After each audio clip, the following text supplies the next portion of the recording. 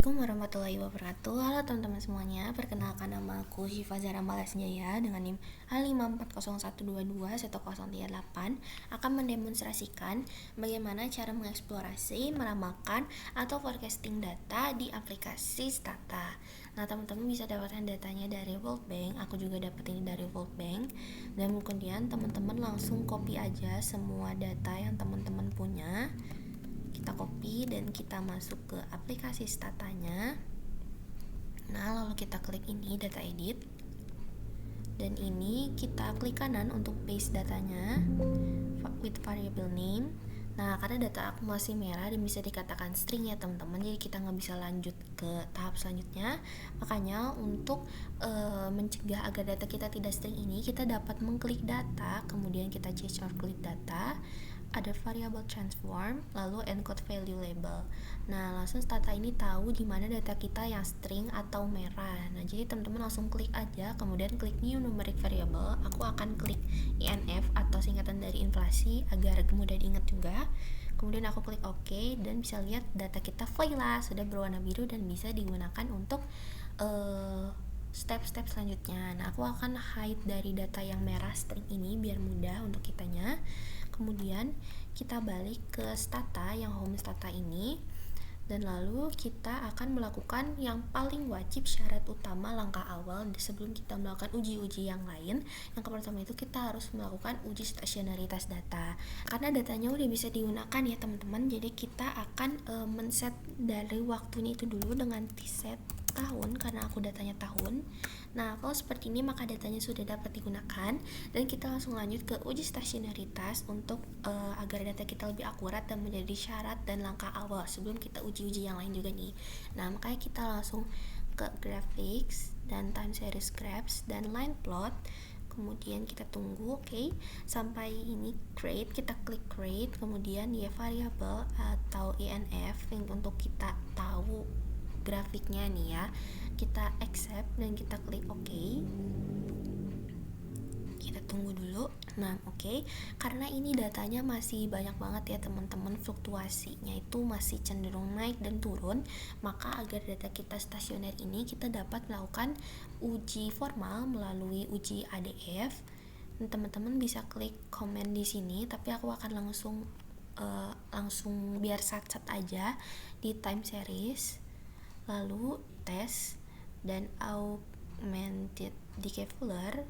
Oke, dan kita klik aja variabelnya INF, kita klik OK, dan voila, langsung deh di sini datanya ini udah stasioner karena p-value-nya ini tuh udah 0,0 atau kurang dari 0,05, dan statistiknya ini tuh lebih kecil daripada interpolated dari decaveler-nya ini. Ke step berikutnya yaitu untuk menentukan nilai dan lag dari ARMA sehingga kita dapat menemukan model untuk uji ARIMA nanti. Kita bisa langsung aja klik AC space D. Kenapa D? Karena ini different, karena kita tadi melakukan first different dengan uji formal.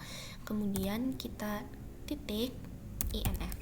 Nah, langsung enter dan akan muncul seperti ini, dimana auto correlation ini tuh untuk nilai MA, dan ini teman-teman harus ingat rumusnya, yaitu ada keluar masuk dan mepet, keluar masuk dan mepet.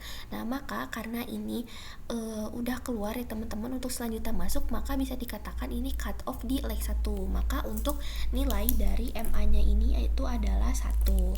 Dan kemudian kita juga akan mencari dari nilai AR-nya. Ini kita close aja dulu dan kita klik PAC space D INF.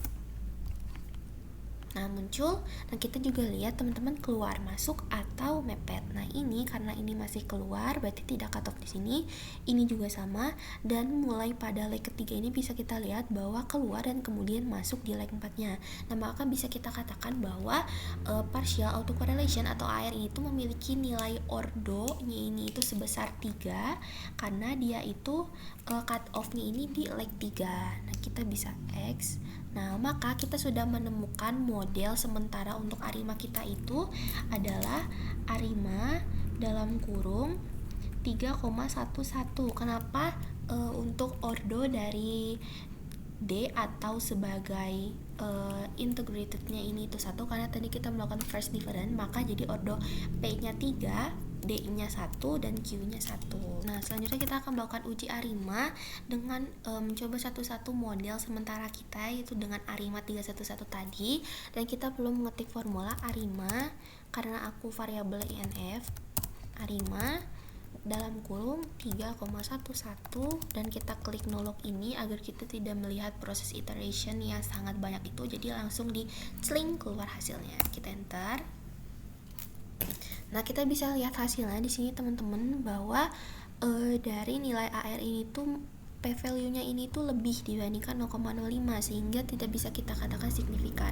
Berbeda dengan MA yang sudah signifikan karena memiliki nilai 0,0 itu lebih kecil dari 0,05. Nah, tidak hanya itu, kita juga perlu mencek dari sisi AIC dan BIC-nya, yaitu dengan cara formula stat IC. Nah, muncul, kita bisa lihat bahwa AIC-nya itu nilai 547 dan BIC-nya ini 560. Nah, untuk sementara kita tidak akan menjadikan model terbaik karena tadi AR ini masih belum signifikan, maka kita perlu mencoba dari yang lain, model-model yang lain. Nah, ini kita klik aja dan kemudian AR-nya kita ganti menjadi 2. Nah, muncul seperti ini. Bisa dilihat bahwa AR-nya ini juga masih ya teman-teman, masih belum signifikan, jadi belum bisa kita gunakan. Tetapi untuk stat IC-nya ini itu memiliki nilai yang lebih kecil dibandingkan ARIMA 311, 547, 546, dan BIC-nya 560 menjadi 556. Ini kita perlu mencari model lain lagi teman-teman. Kita klik ini lagi dan coba kita klik 1. Nah, di sini juga ternyata masih belum ya teman-teman, dan kita cek dari stat IC-nya juga, tetapi stat IC-nya ini lebih kecil dibandingkan model ARIMA di 311 dan 211. Nah, maka aku akan mencoba model yang lain lagi, di mana ARIMA-nya ini aku tulis 0, nolog. Bisa kita lihat bahwa ARIMA-nya ini itu tidak ada ya teman-teman, dan bisa kita gunakan datanya ini itu sebagai model terbaik. Tapi kita cek juga di stat IC-nya, dan bahwa stat IC-nya itu juga memiliki nilai yang lebih kecil dari yang lain, maka bisa kita simpulkan bahwa untuk model kita yang saat ini terbaik itu ada di ARIMA 0,11. Nah, karena kita sudah menemukan model terbaiknya ini ARIMA 0,111, maka kita perlu untuk melihat forecastingnya bagaimana nih teman-teman. Kita klik time series, lalu di setup and utility, dan add observation. Lalu aku akan memasukkan angka 1. Kenapa? Karena aku akan melihat forecasting untuk 1 tahun ke depan dari 2023 sampai 2024, dan aku akan time setting juga di yearly karena aku tahunan. Teman-teman bisa ganti jadi daily, weekly, atau monthly. Kemudian kita klik OK dan OK. Nah, karena kalau misalnya sudah muncul T-span add seperti ini, teman-teman klik lagi yang bagian tadi ini, yang model terbaik, kemudian kita enter, masukkan formula predict, FC ini untuk forecasting, INF ini untuk variabel aku yang tadi aku uji dari awal tentang inflasi, kemudian spasi Y, dynamic jangan pakai S, kemudian dalam kurung 2024 karena aku datanya tahunan. Kita enter. Nah, ini tulisannya ada satu missing value generated, dan langsung kita lihat aja di sini di bagian data ini. Nah, muncul nih langsung teman-teman bagaimana forecasting untuk 1 tahun ke depan. Bisa kita lihat bahwa dari 2023 inflasinya ini sebanyak 36,9, dan di tahun 2024 inflasinya ini menurun menjadi 32,71. Nah, mungkin sekian demonstrasi yang aku tunjukin ke teman-teman tentang forecasting data di aplikasi Stata ini. Semoga bermanfaat untuk teman-teman. Sampai ketemu di sesi lain lagi. Wassalamualaikum warahmatullahi wabarakatuh. Bye bye.